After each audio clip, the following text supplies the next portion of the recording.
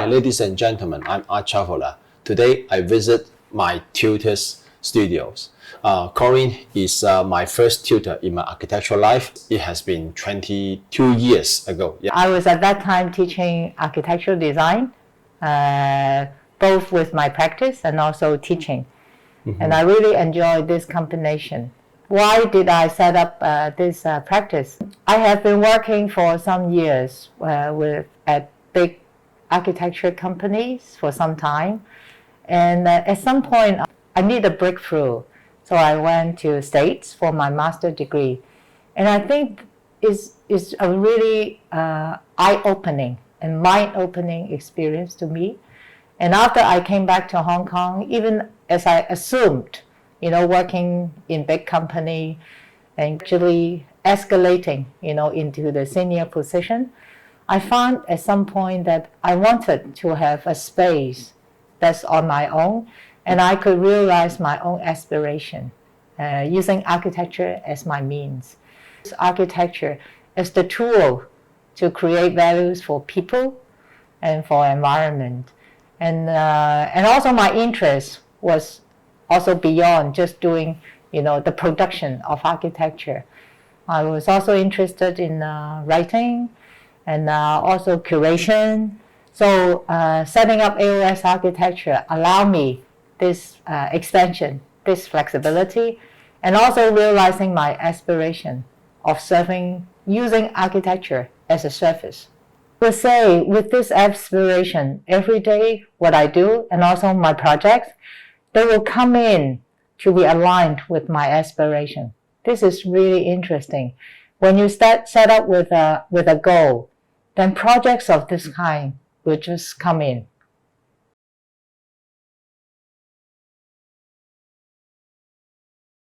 Bijas Environmental Center is actually a transformation. In Buddhism, we say there is no end, no beginning, no birthday, no death.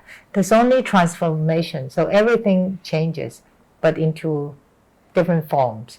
For example, like this piece of architecture, it was originally deserted, dilapidated old building. There was an old orphanage school. And so Bijas is a Buddhist organization, but they are very keen in environmental protection. So they wanted to transform this old building into an environmental action center. So given it a new duty and a new phase in a new form. And in the whole process, I really enjoyed doing this project of transformation because along this path, we also have to live what we talk. And also, we always say, be the change we want to be. If we want to change this, we're not changing others, we're changing ourselves. So we start with ourselves with this project.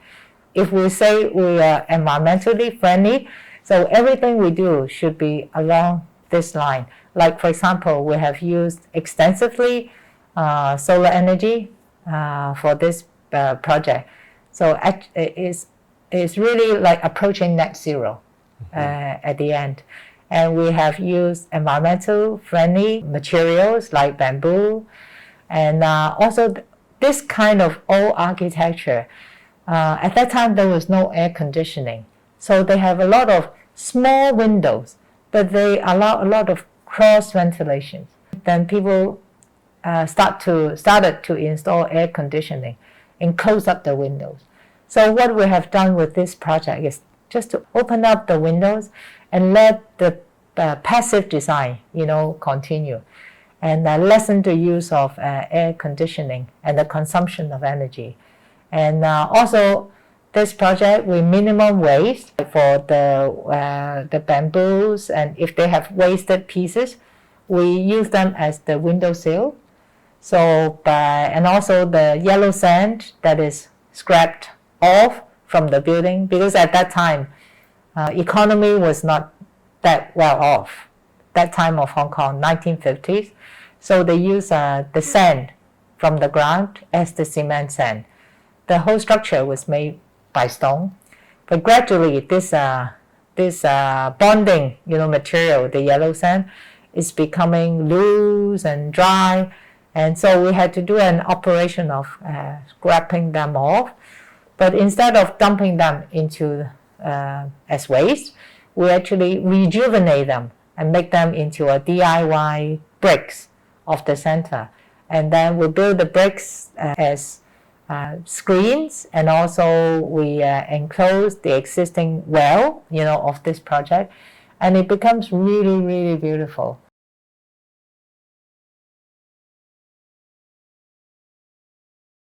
Bijas means the seeds in our mind, and being vegetarian also means it's watering the seeds of compassion in us. And this restaurant is the first one in all this 100 years, at university, the first vegetarian restaurant to give people a new image about vegetarianism. And in Hong Kong, we always say they are 斋鋪. So it's very traditional. The way that we see being vegetarian is like it's very old-fashioned. It's not tasty. It's not enough. And but this time gave us an opportunity to revamp the whole perception, about it being vegetarian. And actually, this is the trend of the world, that we have to consume less of the meat in order to lessen, the global warming situation. Actually, it was really taking the lead, offered a new, attraction. And in the whole process, we also have integrated the use of bamboo in the design, and also some of the lights. A chandelier that is 2.5 meters long, and it's all made by recycled glass bottles. And also when you walk in, there are some suspending lights that is made of glass plate, and they are actually from the 1950s, and they are turned into really beautiful, beautiful lights. And the chairs, they are rescued from a deserted school, and they were supposed to be discarded into the dumping site. But we saved 100 of these chairs and then turned them into new ones, and some of them we use them as drawing boards. Because of your genuine intention of saving and also helping, I think the miracles happen, like this project.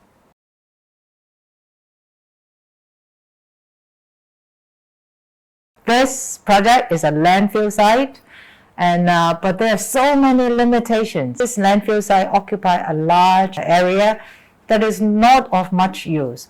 So what can we do to make something useless into useful?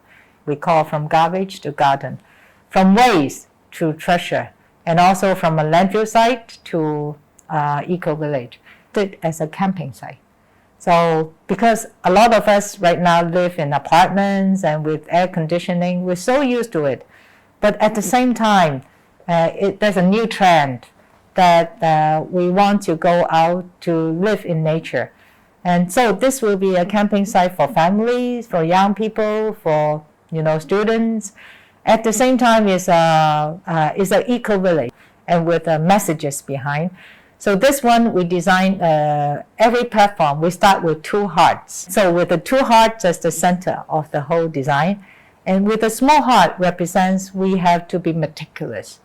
And also the big heart, we start with a heart that is a boundless love, that is inclusive. Inclusive, not just seeing us as a individual self, but we are our existence is interconnected with all. With everything. So a small heart and also a big heart. At the same time, there's another meaning that is a heart to heart, heart connected to the heart. We must be connected and collaborate in order to, I would say, to save our survival, to save the planet. All the functions within will support our vision of enhancing people's awareness to environmental protection and also experiencing. So you can have your own house that's in the form of a tent, and then you can decorate your own house, your own tent. Mm-hmm. And think about how do you cook? in a landfill site that do not allow fire, And how do you cook? You want hot pot. And how can you have hot pot? But it doesn't matter. We will provide you with a solar stove. The solar stove can help you to cook, to boil water, and also to plug up with your fan. And we also have a trolley.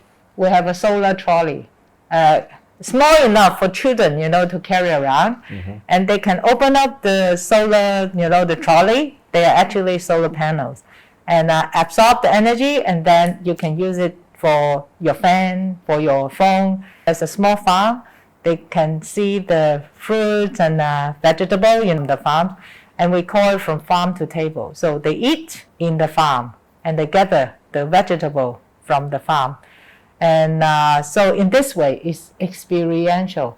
And also we want the experience to be fun, to be interesting, to be exciting, and children or people can re-experience of enjoy being in nature.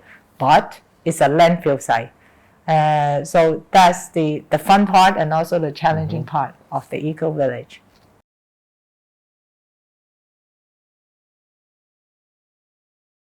I realized that there's certain trend, in our profession and also with the world.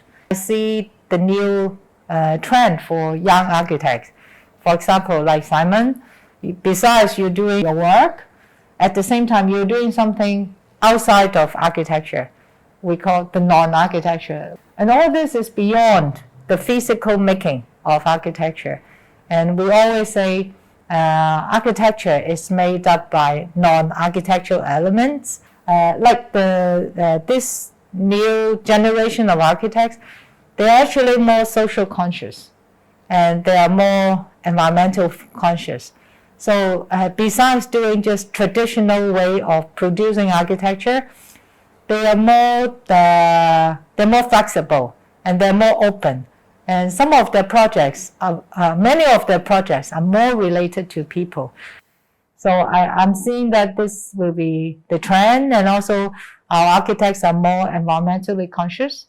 This is the world condition where at the moment that global warming is real, climate change is real, and what architects can do, can contribute, with our profession. And I see this ambition, aspiration in the young generation too. That's why I keep saying what we're doing now is shaping the future.